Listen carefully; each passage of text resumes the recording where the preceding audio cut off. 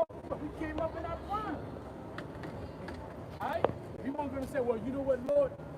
I'm going to go out and enjoy myself. Still 18, Lord. I'll holler at you when I'm 40. Let me get all this fun out the way, right? I'm going to come back to you and serve you when I'm 40. Nah, man. Read that. It's Ecclesiastes chapter 12, verse 1. Remember now thy Creator in the days of thy youth, right? While the evil days come not. There you go. So the ones who remember the Creator for the most part ain't in youth.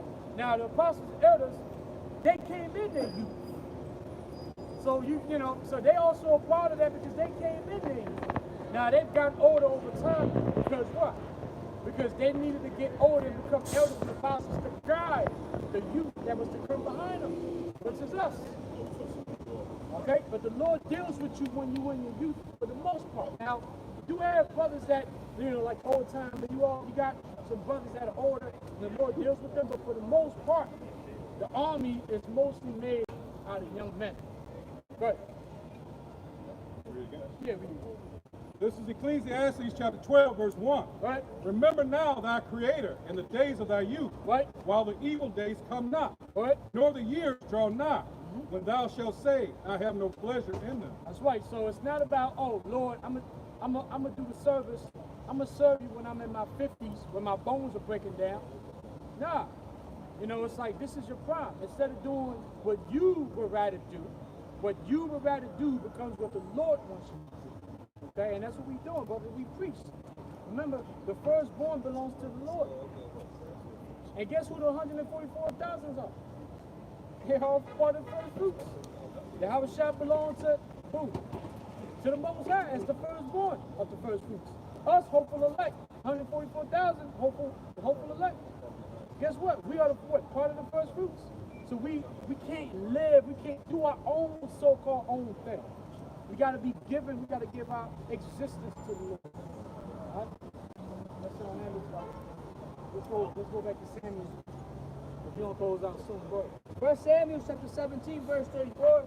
And David said unto Saul, thy servant kept his father's sheep, and there came a lion and a bear, and took a lamb out of the flock. Right, so basically now David is telling them that, wait, listen, you don't believe that I can do this, but what you don't know, because you're not around, right? What you don't know is that the Heavenly Father put the Spirit on me, and guess what? I killed the lion. The Heavenly Father put the Spirit on me, and I killed the bear. So I'm ready for this. So that's the same mentality that you gotta have, right?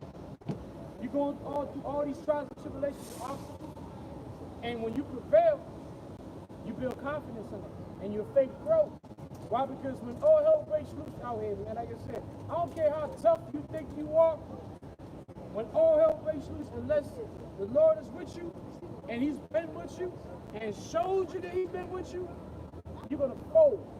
Because there's no way you're gonna have confidence seeing these things that are coming. Pestilence, as tough as these niggas are, right? The hardest street nigga. How is he gonna deal with that pestilence? Well, he gonna go around and kill his mama? He gonna go around and kill his daughter? He's gonna be what? He's gonna be speechless.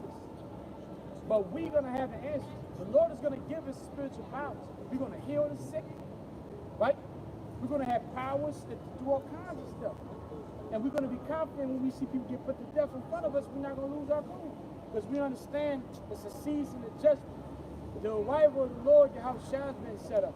And certain souls are not ordained to see the Lord's arrival. Got something? What's going on there? 1 Samuel 17 and 35. And I went out after him and smote him and delivered it out of his mouth. And when he arose against me, I caught him by his beard and smote him and slew him. That's right. Can you imagine? You're talking about a one-on-one all out with a lion. You think your confidence, you think, listen, man, brother, I don't care who you are. You fight a lion, you win, you'll never be the same person. You know what I'm saying? You will never be the same. Like that big Debo nigga you saw on the block, he ain't gonna look like nothing. You might have been scared of Debo, but you whipped that lion's ass and killed them, all of a sudden you're looking at Debo like he an ant. Right? And that's why didn't feel fear because he had been in the trenches with the wild beasts of the forest, and the Lord delivered him, gave him the strength. So that's the same thing that we have. We don't fear these people. We don't fear Esau because we win in battles. Nobody is aware, but they don't need to be aware. It's between us and Yahweh Shemel Shah. This is Sirach chapter 47, verse 2. As is the fat taken away from the peace offering, so was David chosen out of the children of Israel. Right. He played with lions as with kids, and with bears as with lambs. Hey, there you go. There you go. So that's what it is. That's how you build your confidence. You build your confidence off of what? Overcoming obstacles, trials and tribulations. That's why, like I always say, brothers, just stick to it. When all hell breaks loose, you're going to see it's going to pay off. Right now, if you can't see it right now because it's not time yet. It's going to pay off when all hell breaks loose. Trust me. Right. Verse 4, slew he not a giant when he was yet but young? There you go. And did he not take away reproach from the people when he lifted up his hand with the stone and the sling? Hey, that's what we're doing right now. Through the spirit power of Yahweh Shemel Shah, we slaying the giant. What? Using the words of the Lord. It tells you that testimony. So who's the giant? Edom, Esau, right? The EU, America, virgin daughter of Babylon. Every time you set out, you put out a prophecy. It's the spirit of the Lord that you're putting out there. And that spirit is hurting Esau, man. That spirit is hurting Esau's devices.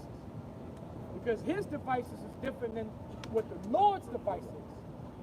But the Lord's device is going to overtake his device.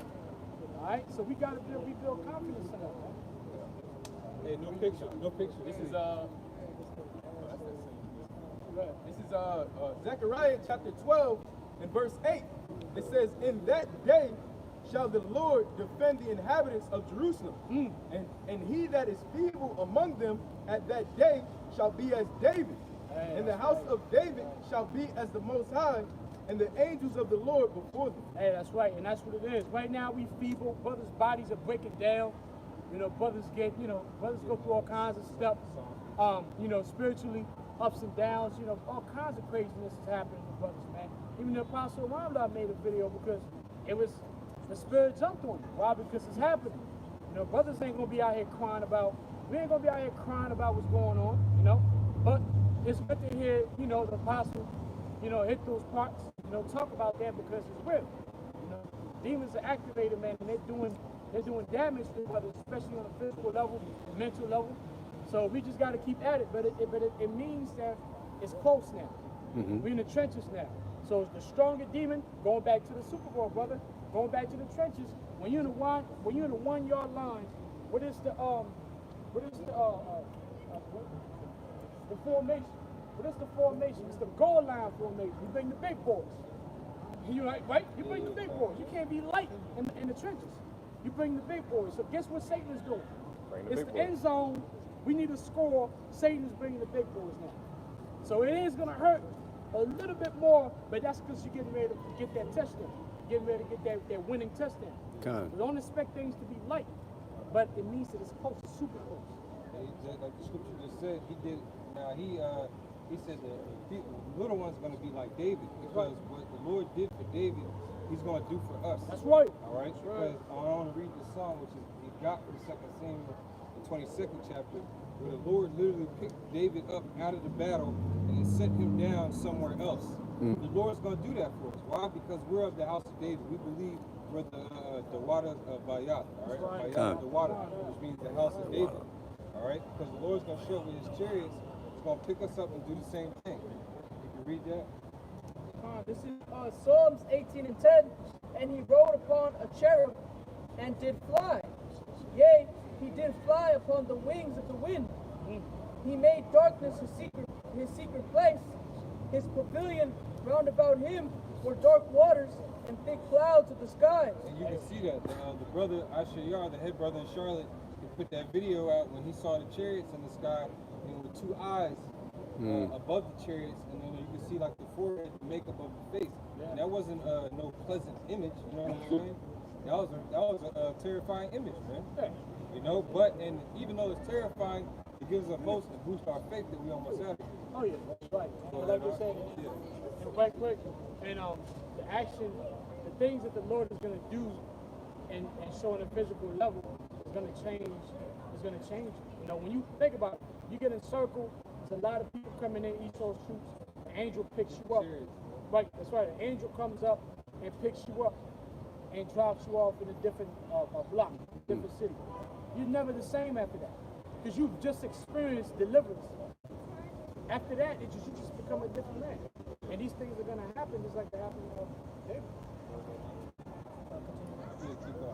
Verse 12. At the brightness that was before him, his thick clouds passed, hailstones and coals of fire. The Lord Yahweh also thundered in the heavens, and the highest gave his voice, hailstones and coals of fire. Yea, he sent out his arrows and scattered them, and he shot out lightnings and discomforted them. Right, and the Lord is doing that right now. He's showing his power. You got that Barry is about to wreak havoc on the Gulf states, man. You know, that's why we, for everybody else out there, you're going to receive some serious judgment. But the brothers and the sincere elect, the Akim, the very few Akwath, and the Bunyan, are the elect family, we send our prayers and that you be safe. You know, like the scripture says, in the shadow of thy wings, I will hide myself till these calamities be overpassed. And that's what we all doing. But right now, the Lord's actually bringing those calamities. Man.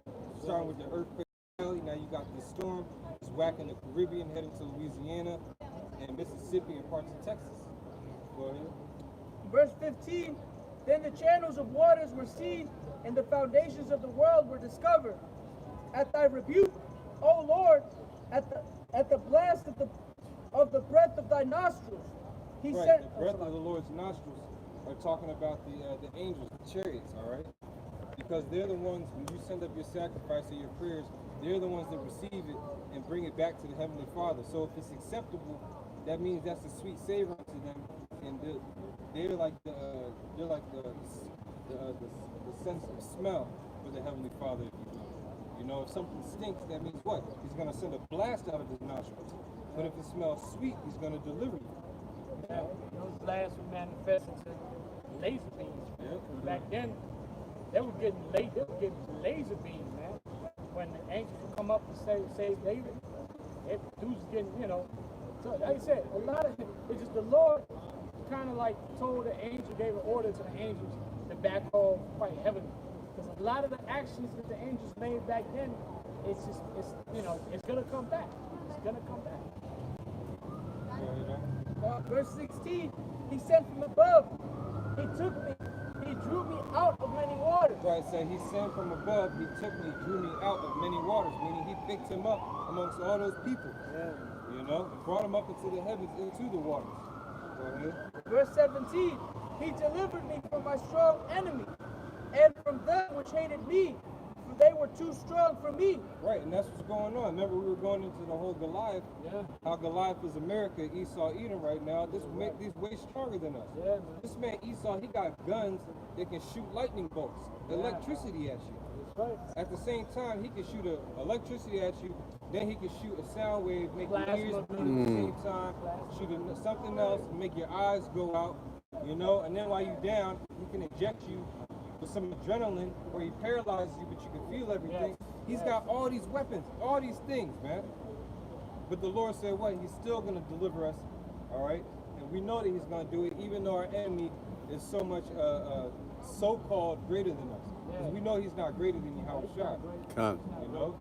Go ahead. Verse 18, they prevented me in the day of my calamity, that the Lord was my stay. He brought me forth also into a large place. He delivered me because he delighted in me. Right, and now when you read the story of what was going on, David was on the run. He's in a battle, man. Getting jacked. So the Lord said he picked him up. He put him in an open area, meaning where nobody was. The scriptures talk about, thou layest me down beside still waters. That goes into that as well. Go ahead.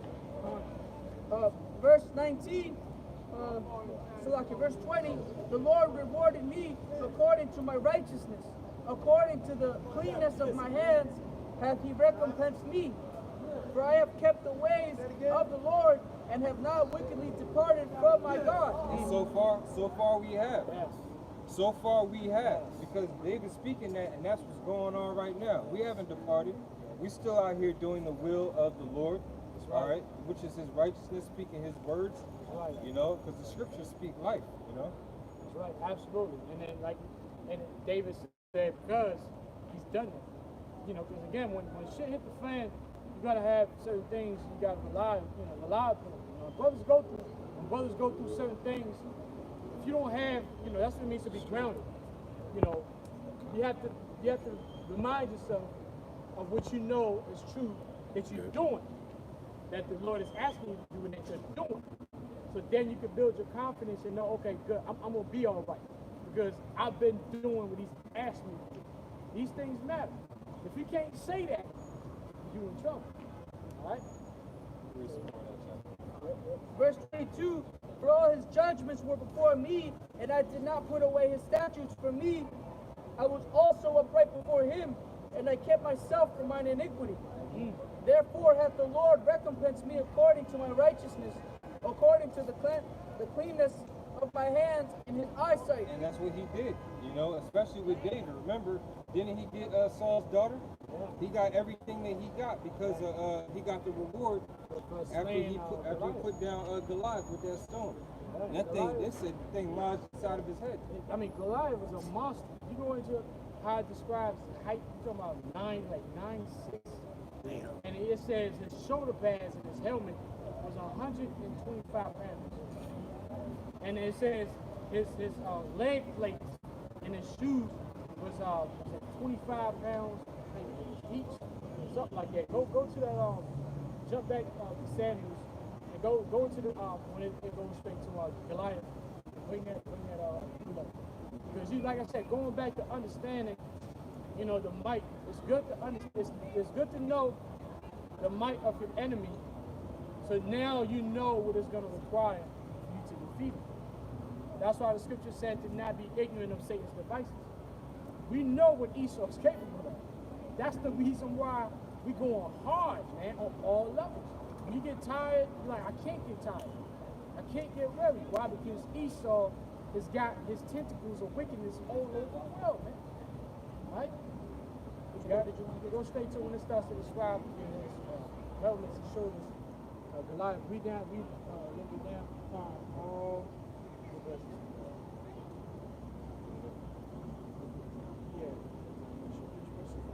Yeah, no. Where was you at? I was at 30. I was at 33. Okay. Or 34. Read out 35. 1 Samuel 17 and 35. And I went out before him and smote him and delivered it out of his mouth. And when he arose against me, I caught him by his beard and smote him and slew him. Keep going. Thy servant slew both the lion and the bear, and this uncircumcised Philistine shall be as one of them, seeing he hath defied the armies of the living power. Keep going. David said, moreover, the Lord hath delivered me out of the paw of the lion and out of the paw of the bear. He will deliver me out of the hand of this Philistine. And Saul said to David, go, and the Lord be with thee.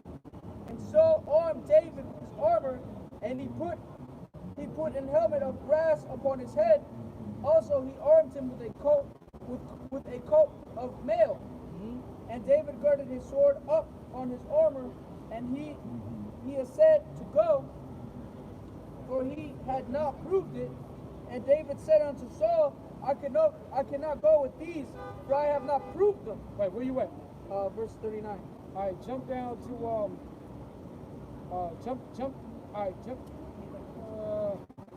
jump down to 41, and you're gonna stop at 45. 1 Samuel 17 and 41. And the Philistine came on and drew near unto David, and the man that bare the shield went before him. And when the Philistine looked about, he saw David, he disdained him, for he was but a youth, and ruddy, and of a fair countenance. And the Philistine said unto David, am I a dog that thou comest to me with staves? And the Philistine cursed David by his gods. And the Philistine said to David, come to me, and I will give thy flesh unto the fowls of the air, and to the beasts of the field. Right, now, hold on right quick. 1 Samuel 17 and 4. Read that. No. He's going to go back to 1 Samuel 17 and 4. And then to the blue letter. Go to the blue letter Bible. read 1 Samuel 17:4, and then look for the Bible translation. This is 1 Samuel chapter 17 and verse 4. Right. It says, and there went out a champion out of the camp of the Philistines, Right. named Goliath, Right. of Gath, whose height was 6 cubits and a span.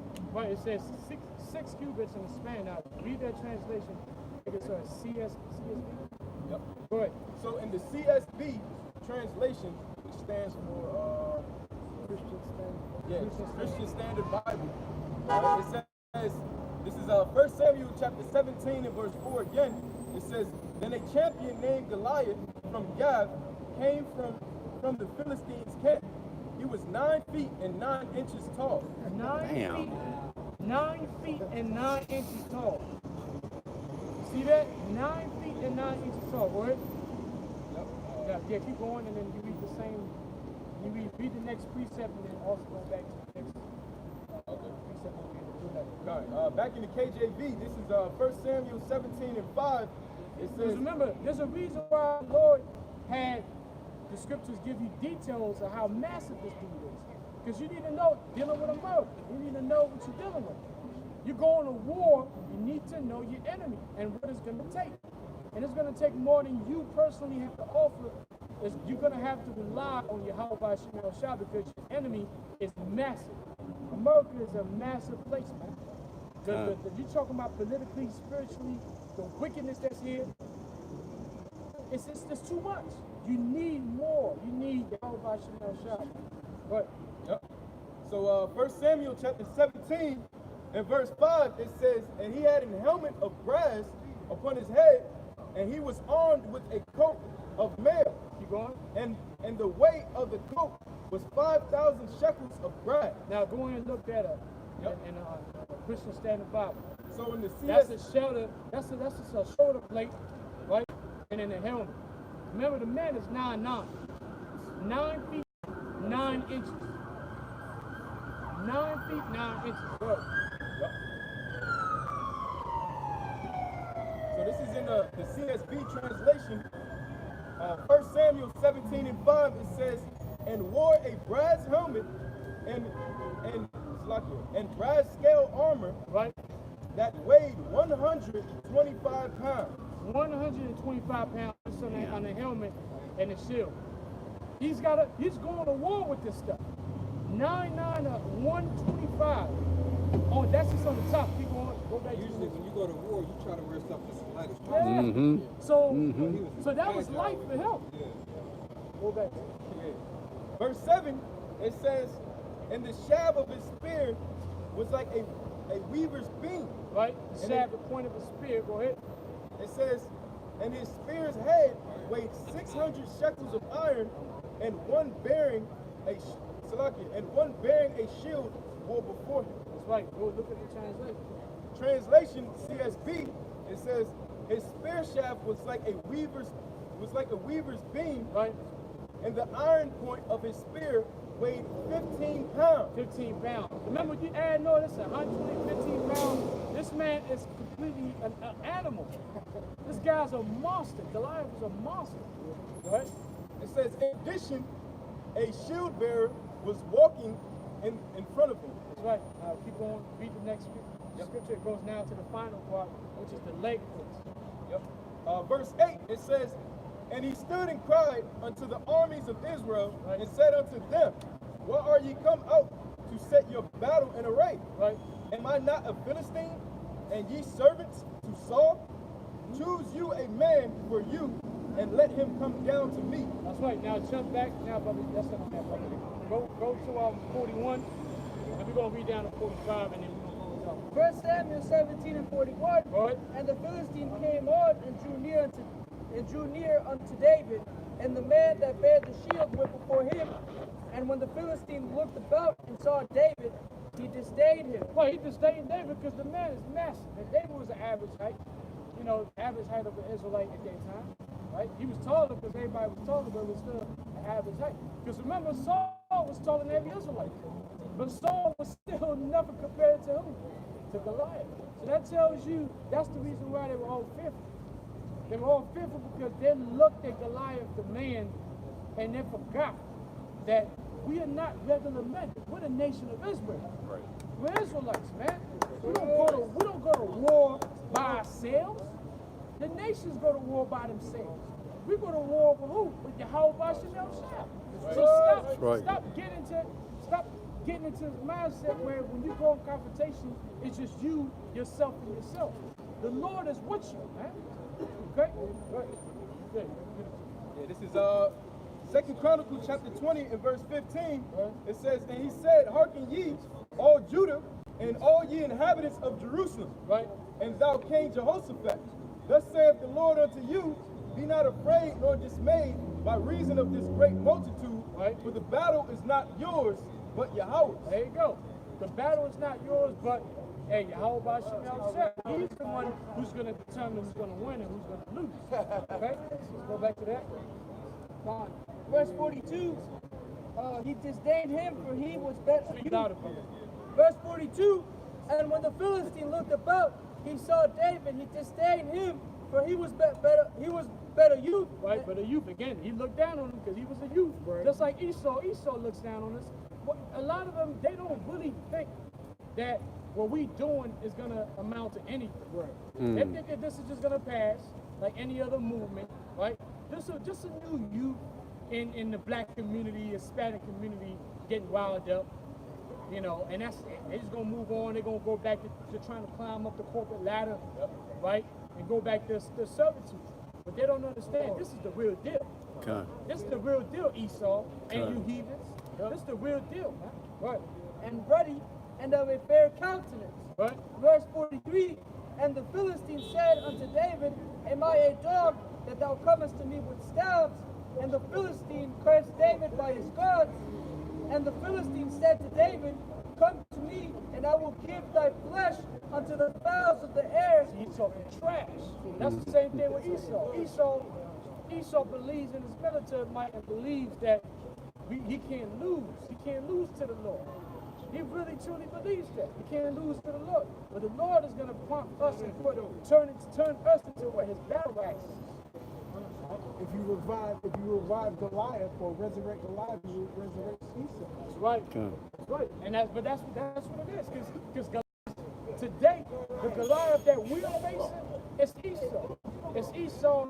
It's Babylon, the EU. I mean, that's what we got. Those are our enemies. Esau's system. Yep.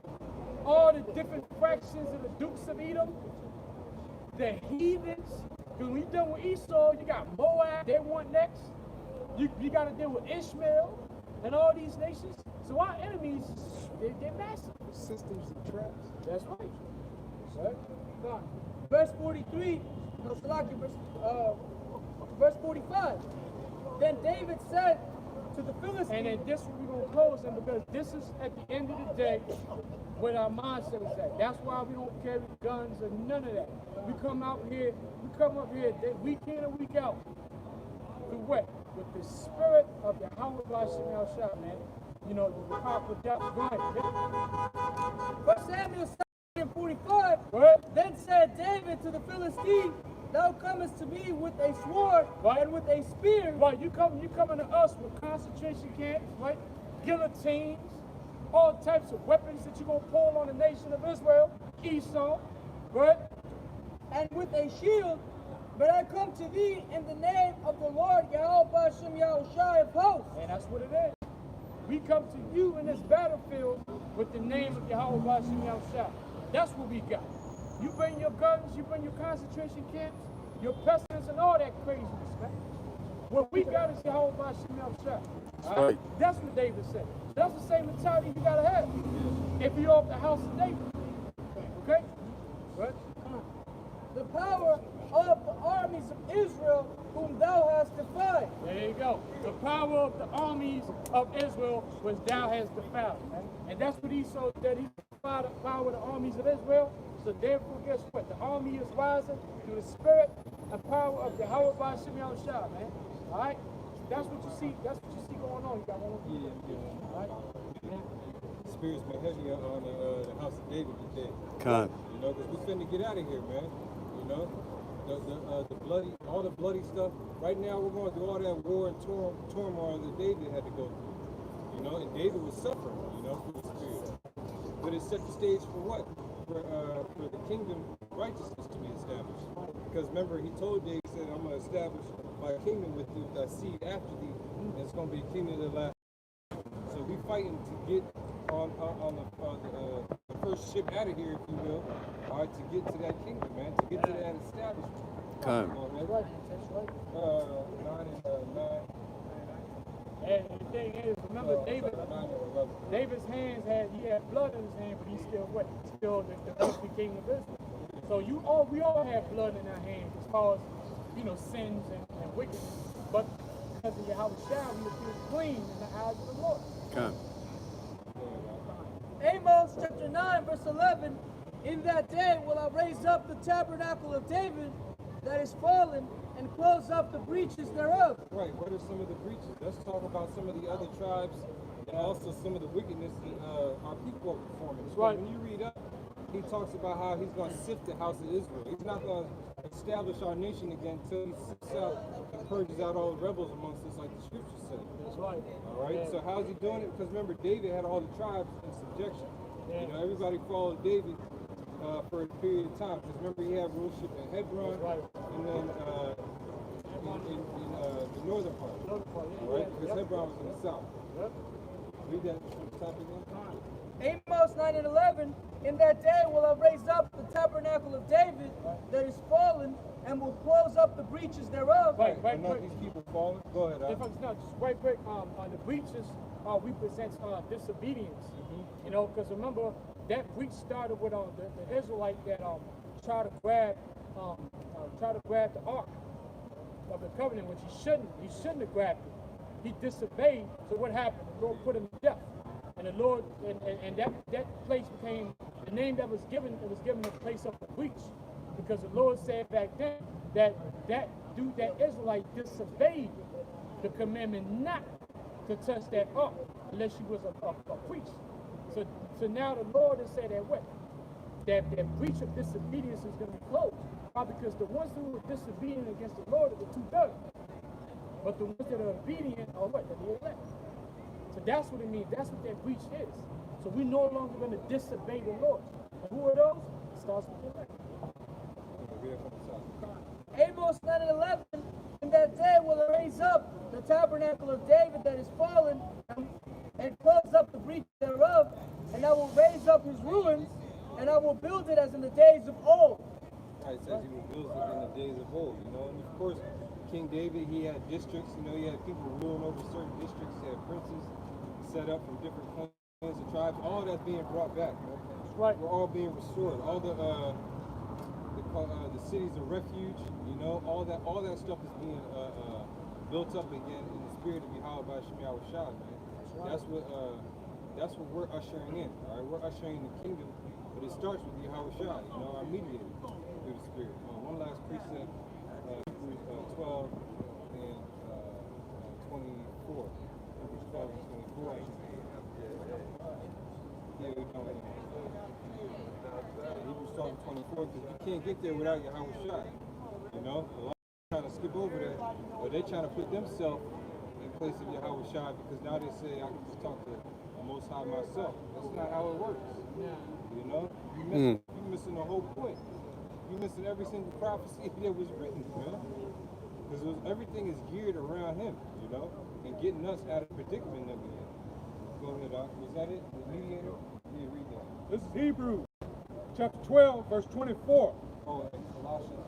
And to Yahweh, mediator of the new covenant, and to the blood of sprinkling, that speaketh better things than that of Abel. Go ahead. See that ye refuse not him that speaketh. For if they escape not who refused him that spake on earth, much more shall. It's said that Yahweh Shah, the mediator of the new covenant, through the sprinkling that speaks better words than Abel. You brothers know what that means? What does that mean? The sprinkling that speaks better words than Abel. Because remember, Abel made a beautiful sacrifice to the Lord, and that was pleasing to the sight of the Lord. compared to what Cain did, right? Cain just put a whole bunch of trash up there.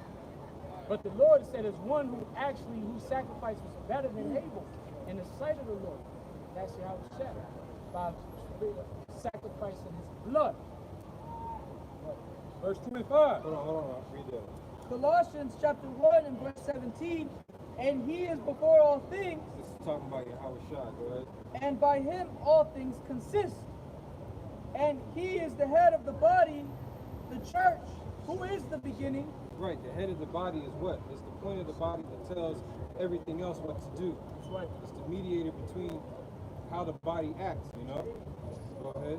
The firstborn from the dead, that in all things he might have preeminence. Right, meaning preeminence, meaning he can be the first one. That's right. You know, he has to get his first. That's right. Then us, you know? It's not we get ours and then we get with the Most High and then Yahweh Shai is just out there somewhere. It don't work like that. He was set up, put before all so that we can understand that he gets the shot first. That's right. He gets the first crack. And the thing I always say this too, I mean, although he was always sitting on the right hand side, he was still sent and he earned it. The thing is, one thing you can't say about Yahweh Shai is that he didn't earn it. We all know he earned it. What he went through, he earned it. So you gotta, hey, listen, I'll give credit where credit's due. He's the first, and he showed why he's the first. Verse 19, for it pleased the Father that in him should all fullness dwell, and having made peace through the blood of his Right, cross. it said in him shall all fullness dwell. That's why I said all the prophecies are about him. Everything that goes on, you can relate it to Yahweh, because this is considered the Lord's fullness. So all this dwells within him. Remember, he created all of this stuff, man. The good and the evil is used for his purpose. You can't understand the prophecies unless you understand Yahweh Shai anyway. Yep. All the prophecies, that's why Scripture says, write the vision, make it plain upon tables, that readers may run. And the only way we're able to run, all right, is through Yahweh Shai. That's the only way we're able to understand what the prophet was talking about back then. Go ahead. Keep reading. Verse 20, and having made peace through the blood of his cross, by him to reconcile all things unto himself. By him, I say, whether they be things in earth or things in heaven. Right. Meaning everything is under his subjection is going to come up under him. All right, so with that, all right, we want to give all praises unto all right, so Barakatah Yahweh, Barakatah Yahweh Shai, man, the water for allowing us to come out here and push this ministry at such a high frequency with the level of faith that we have for real. You know, so water Yahweh Shai for that. Shalom to you, like, and you keep on doing that too, man. Keep putting Yahweh Shai first. Don't let your faith waver, you know, endure. And double honor to our elders and apostles, of course, in these times. Known as great millstone who rule real well. All right, so look for the best example of Yahweh Shai down here on earth. All right, Shalom. Shalom.